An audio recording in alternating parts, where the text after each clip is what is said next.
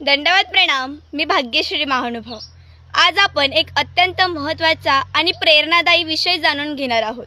तो म्हणजे महानुभाव पंथ कसा निर्माण झाला व कोणी केला याचा इतिहास.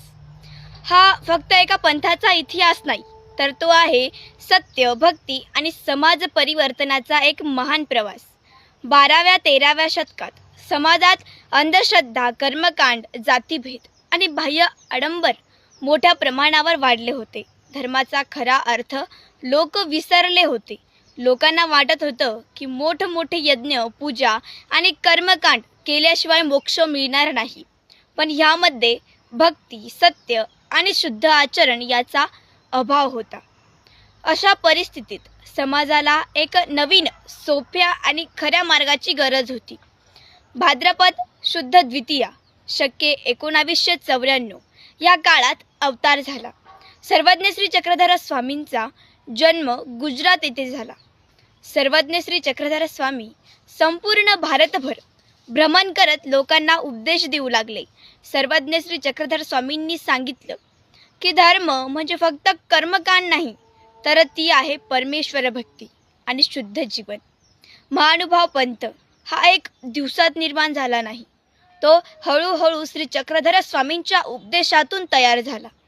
स्वामींनी लोकांना समजावलं, एकच परमेश्वर आहे, त्याची भक्ती करा, गुरुची आज्ञा पाळा, मोह माया सोडा, सत्य आणि साधं जीवन जगा.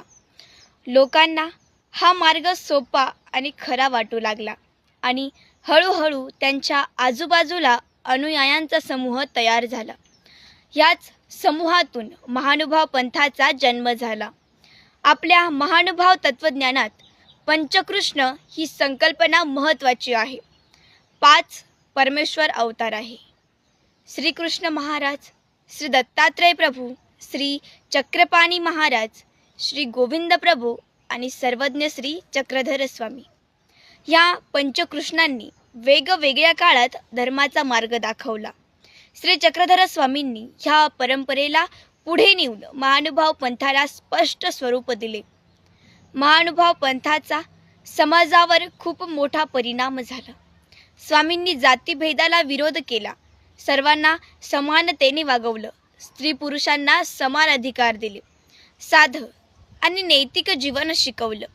स्वामींच्या शिकवणीमुळे हजारो लोकांचा जीवन मार्ग बदलला. श्री चक्रधर स्वामींच्या शिकवणीवर आधारित अनेक ग्रंथ तयार झाले. त्यातील सर्वात प्रसिद्ध ग्रंथ म्हणजे आद्य लीळा चरित्र ग्रंथ होय. या ग्रंथातून स्वामींच्या लीळा, शिकवण आणि उपदेश आपल्याला समजतात.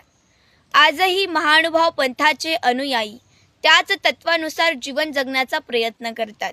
म्हणूनच महानुभाव पंथ हा एका महान ईश्वर अवताराच्या कार्यातून निर्माण झाला आणि तो आहे सत्य, भक्ती आणि शुद्ध जीवनाचा मार्ग. हा महानुभाव पंथाचा इतिहास आपल्याला शिकवतो, धर्म हा बाह्य गोष्टीमध्ये नसून तो आपल्या आचरणात असतो. भेटूया लवकरच अशाच माहितीपूर्ण व्हिडिओमध्ये. दंडवत प्रणाम.